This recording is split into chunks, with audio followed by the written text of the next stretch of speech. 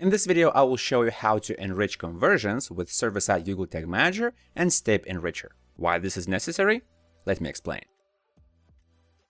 Before we continue, first I wanted to briefly explain why would you need this in the first place. In a basic server-side Google Tag Manager setup, the data flow looks like this. You have a website Google Tag Manager container, and it sends the data to your server container. Let's say that we track a purchase and we have an ad click ID. Then your server-side container forwards that event to the ad vendor, for example, Facebook. That event also includes the same ad click ID. And thanks to that ID, Facebook is capable of attributing your conversions to correct ad campaigns. But to make your attribution more accurate, and in general make sure that Meta's or Google's AIs provide better results targeting correct potential customers, you could send additional information with those conversions. For example, user-provided data. That's where data enrichment becomes very useful, because if you track, let's say, the same purchase with the ad click ID and you send it to your server container, then from your server, you could send additional requests to your other systems like CRM, your website's backend,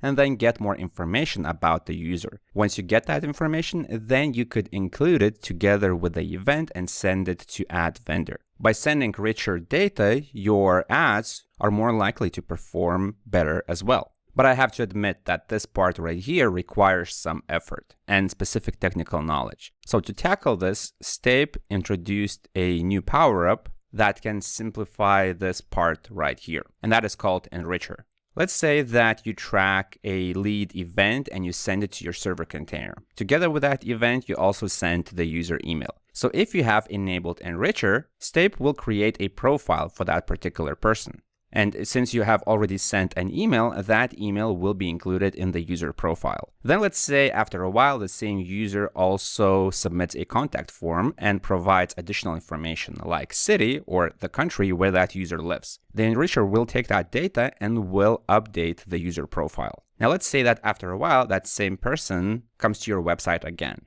This triggers a page view event, and since the enricher already has some additional information about the user, it will automatically pick that information, add it to the page view event, and you will send a richer event to Facebook or Google Ads or some other ad network that you're using. And the same would apply to all subsequent events. For example, a purchase would also be enriched. So now let's take a look at how can we configure this. By the way, I release Google Analytics or Google Tag Manager tutorials every week. If you want consistent flow of fresh knowledge and to stay up to date, then subscribe to this channel. It will help us a lot. Here I have a demo Google Tag Manager website container. I also have a sample server-side Google Tag Manager container, and this container is hosted on Stape, because if you want to use the enricher, you must use Stape. To enable enricher, you need to go to your Stape container settings, then go to power-ups, and then keep looking for the enricher. Click Use. By the way, this feature is available for those who have Stape's business or higher pricing plan. Then here in the enricher, click the toggle and then you can click Save. You can also select here what kind of data points do you want to store and where do you want to store that. And there are two options. You can either choose one of them or both. You can either store information about the user in a cookie. That cookie's value will be encrypted, or you can use Stape Store. Basically, it means that Enricher will create a particular collection, which is built upon Stape Store. Also, when it comes to consent, by default, I think these checkboxes are disabled. It means that every time any user information is captured, it is stored in a cookie or Stape Store. But if you have implemented Google Consent mode and you want to store data only if marketing consent is given, then you can click these checkboxes. It means that if ad storage is granted, then that information will be stored in a user profile inside the enricher. In this case, I will keep all these settings enabled and click Save. Then you will see that the server is being deployed, and after several moments, it should be displayed as running again. After that happens, then we will continue our configuration.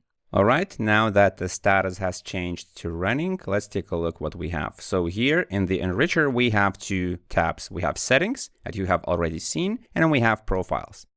Right now, this is empty, but soon it will start populating data. Inside my website Google Tag Manager container, I have Google Analytics tags, and I also have a data tag. So if a request is sent to the server and it is either Google Analytics request or request generated by a data tag, then the enricher will be looking for user data in those requests, and if it finds any, then it will fetch that information. So basically the requirement to use the enricher is that you must use either Google Analytics tags or data tags. Now here I have a Google Analytics event tag for the generate lead event, and if I click it, I'm sending a user data parameter that uses user provided data variable as a value. Let me quickly show you what that variable looks like. So here in the variables section, I click on user provided data, and here I have two parameters: email that I will be reading from the data layer, and then the phone number. Then I enabled the preview mode in the web container.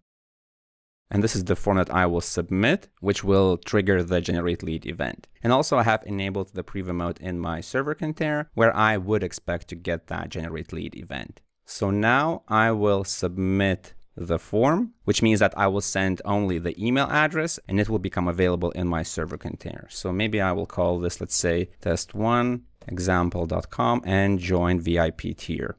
Then here in the server container, I will see the generate lead event. Then if I click that event, expand the event data, I will see that there is user data with this information. So the user data parameter is a pretty standard way of how you can send user data to your server. And Enricher also noticed that information. So if we have user data.email, it will be then automatically stored in the Enricher Stape store. So now if I go to Stape, and while I'm in the profiles tab, I click refresh.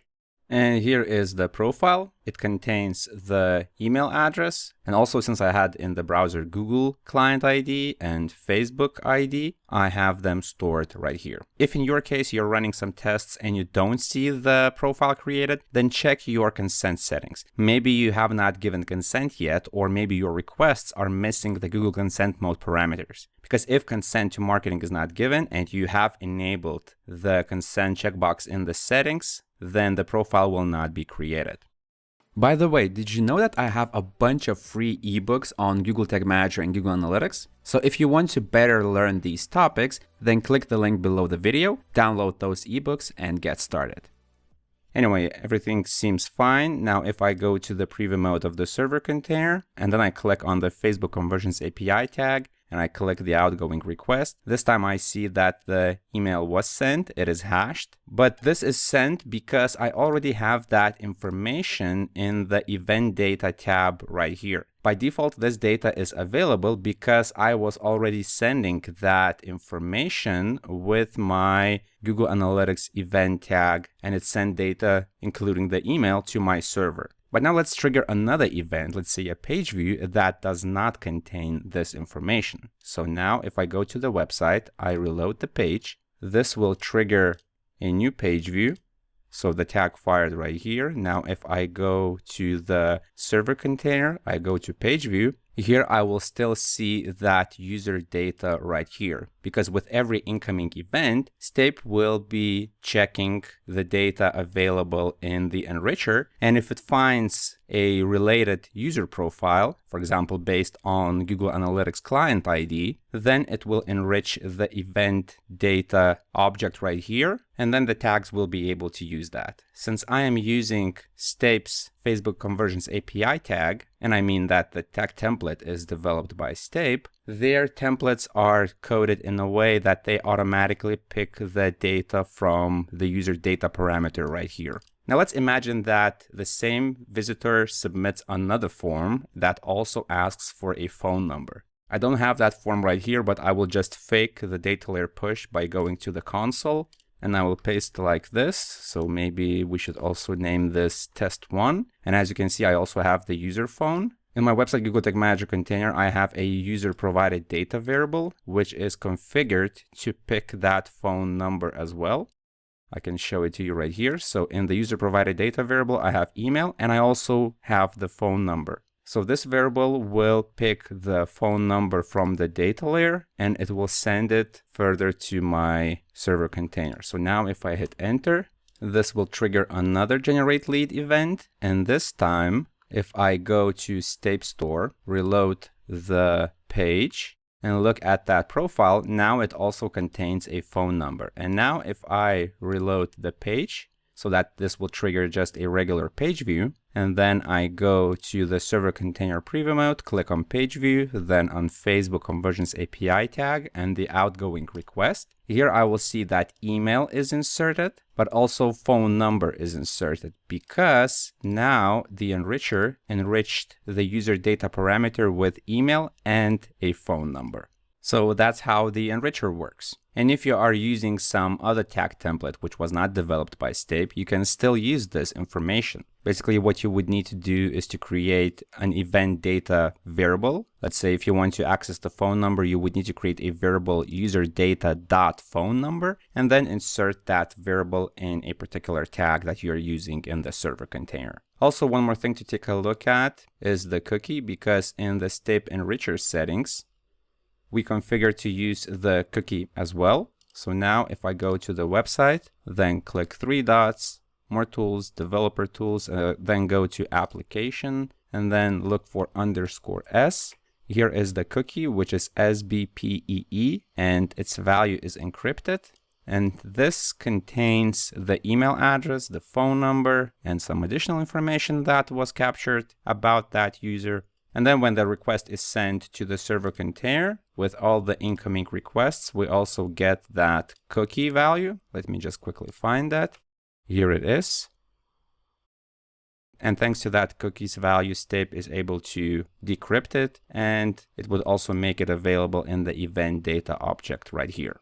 And that is how you can enrich data with server-side Google Tag Manager and Stape Enricher. It's a great way to quickly build a database that helps you send stronger data to ad vendors like Facebook and Google. However, keep in mind that this will increase the usage of your Stape's monthly request limit, because every time an event is sent to your server container, additional requests are sent to Stape Store. Also, if the data structure that you're working with is pretty custom, then Stape's Enricher might not always catch user data. In that case, if you need more control and customization, you'll need to build a custom solution. I teach how to do that in my first-party data masterclass. You will find the link to that course below the video.